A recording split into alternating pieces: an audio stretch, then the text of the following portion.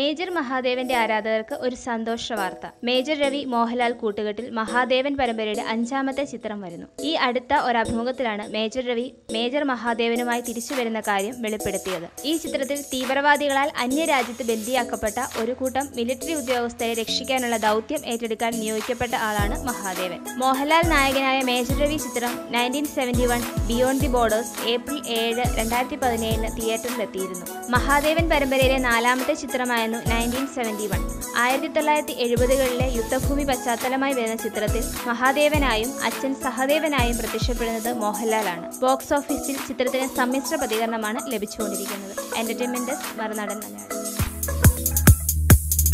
കൂടുതൽ വാർത്തകൾക്കും വിശേഷങ്ങൾക്കുമായി ഞങ്ങളുടെ ചാനൽ സബ്സ്ക്രൈബ് ചെയ്യുക.